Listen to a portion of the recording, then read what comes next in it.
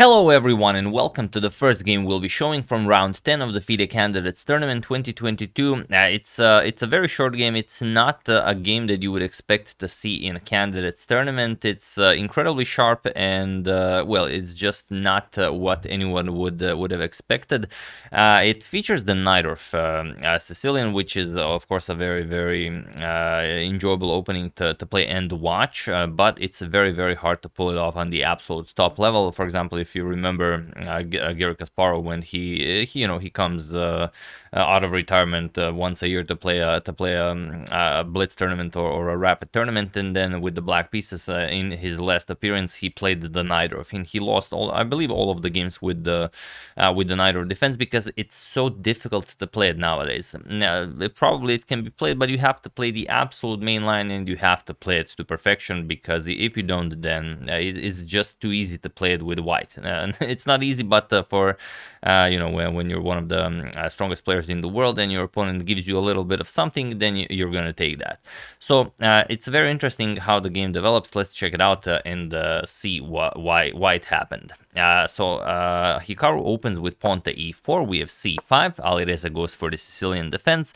Knight to f3, d6, and d4. Just going for the open Sicilian. Captures. Knight to f6, knight to c3, and a6. So the knight of Sicilian is on the board. We have bishop to e3 going for the English attack, and pawn to e5 by Alireza. Knight to f3, knight to c6, and bishop to c4. Hikaru just playing nice developing moves. We have bishop to e6, and now knight to d5. Of course, not going for the trade. The position has been reached before. For example, Karyakin had it against Yanni Pomnishi in that game. Bishop captures on d5 was played. It ended in a draw, but they go for the, or rather, Alireza plays rook to c8, and they now go into the game that Maxim Vachier-Lagrave played against Alexander Morozevich in the 2009 tournament of Biel, where after this rook move, knight captures on f6 was played. This comes with check, and queen captures on f6 is the move that Morozevich played against Maxim Vachier-Lagrave. But here Alireza plays g captures on f6, and it's an incredibly ambitious attempt in an incredibly sharp opening where there's just a lot of potential to the position. White always has to be careful when d5 is coming, when f5 is coming. Now the rook has a semi-open g file to use. The bishop can come to g7, to maybe to h6 in the future.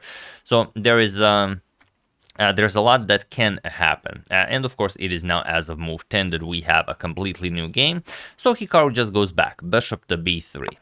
He says, I don't want to capture here, even though you're going to have to capture with the f-pawn. This will give you this incredible center, and I don't really have anything to play against this.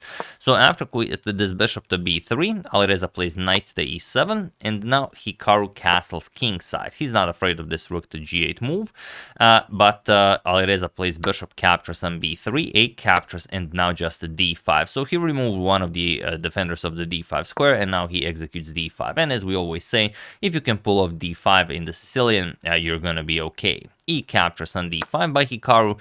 Queen captures, offering a queen trade, but Hikaru is not convinced. He plays queen e2. Now the rook is coming to the d file, and the queen will have to look for some other file to move. So knight to f5, putting pressure on the bishop here, and rook f to d1. We have queen to c6, and now pawn to c4, not allowing the queen to capture the pawn, of course. And now Alireza has to figure out how to play this. It's a very weird position. You have a doubled f-pawn. Your king is still in the center of the board, but you do have a semi-open g file, so maybe something like rook to g8, you start pushing your h-pawn, is maybe the way to play this. But Alireza plays bishop to g7, and he says, I'm just gonna castle kingside. Nothing serious is happening here. And okay, Hikaru takes this time. He plays rook to d5. Now he's gonna double up on the d file. Castles by Alireza, and rook 8 to d1. We have rook f to e8, and now comes pawn to h3. And Alireza goes for pawn to b5. And now Hikaru plays c5, which is a very nice idea. You of course want to play b4 and have a beautiful pass pawn on c5, although it's not all that impressive if Alireza plays a5, which is not what Alireza played. But even without this c5 move, Hikaru had this bishop to c5, which the engine is just screaming that white should play, as there is no move here. for black. You've just moved the bishop. Now the queen has access to the e4 square, and once the queen reaches the e4 square, then it's just well, black will not be able to find a single move. It's a really crazy position. Even after a captures, still the queen is coming to e4. You can play pawn to b3, even pawn to b4. So it's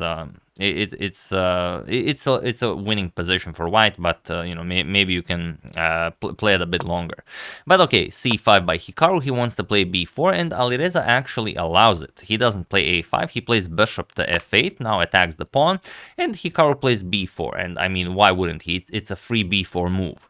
So here, why did Alireza do all of this? Well, he plays knight to d4. This was his plan. If Hikaru wastes time to play this b4 move, then now just knight to d4. Of course, this is going to win material. The queen is attacked, the rook is attacked, and is there anything Hikaru can do here? That's the question. Also, this is the position from the thumbnail. So it's a completely winning position for Hikaru, but you have to play the precise move. Feel free to pause the video and win the game for Hikaru already on move 22 while I give you a couple of seconds. So for those of you who were able to do it, congratulations on spotting that it's the only move you have, basically. Otherwise, you're just gonna lose material for nothing. And for those of you who just want to enjoy the show, it is knight captures on d4. So we offer the rook here, and that's basically it. And you don't really have an option. If you play e captures on d4, which seems like a pretty good in-between move, because all of the action on the e file, just queen g4 check, and you don't really care. Queen g4 check, king's going to move, you're going to play rook captures here, and it's just an overwhelming position. Black will not be able to hold this. So queen captures on d5, basically the only thing left for Alireza, and now knight to f5. This is how Hikaru's knight gets to this beautiful square with tempo. The queen on d5 is currently attacked.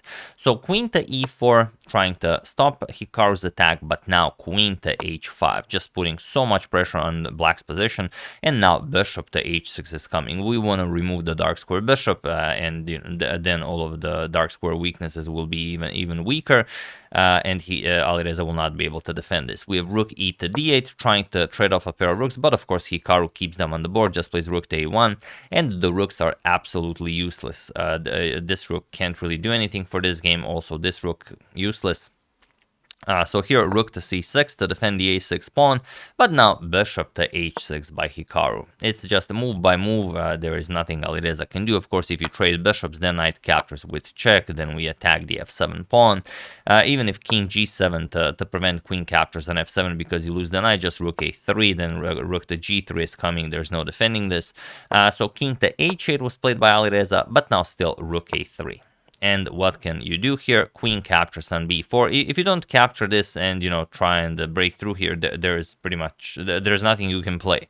So this is the only way to go. Queen captures on b4, and now just bishop captures on f8, rook captures on f8, and now queen to h6, threatening checkmate, and that's it. There is no way to stop this. Alireza did play rook to g8, but luckily for Hikaru, a very simple rook g3, and again, the threat remains the same. Rook captures on g8 will be followed with queen to g7 checkmate. So Alireza traded this, rook captures on g3, f captures, and also it was in this position on move 32 that Alireza Firouzja resigned the game, as there is nothing more to be done here. So a very short video for a very short game in the first as the first game that we are covering of the Candidates Tournament, but that's just what happens when you play the Najdorf. You either get a spectacular victory or you just get destroyed in a miniature, like what happened here against Hikaru.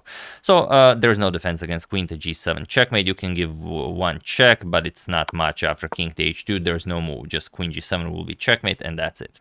So really strange game. If I showed this to you, like, you know, look at this game and try and guess where it's from, you would probably say, I don't know, you played it somewhere, you know, blindfold on leeches or chess.com, you know, you played some bullet and that's it. But no, it's actually a classical game from the Candidates Tournament. So really impressive stuff by Hikaru, just taking advantage of basically the only opportunity Alireza gave him. But in the Najdorf, you know, you can make no mistakes if you want to survive.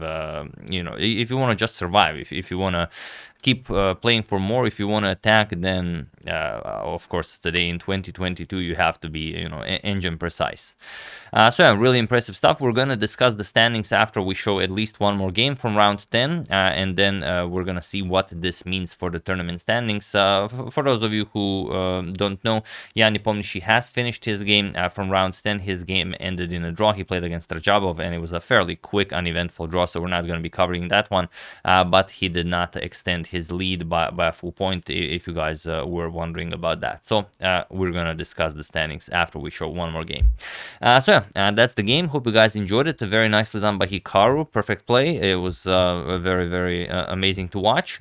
I would like to wish a very happy birthday to Ori, and I would like to thank a friend from the bar in the library, Disgusting Engine Line, Kenneth Fraser, and Clever Piggy for a contribution to my channel. Thank you a lot. I really appreciate it. As usual, you can check 2 of my previous videos here. Thank you for watching, and I will see you soon, continuing the coverage of the Candidates Tournament until it finishes. So thank you all. I will see you soon, and have an excellent rest of your day.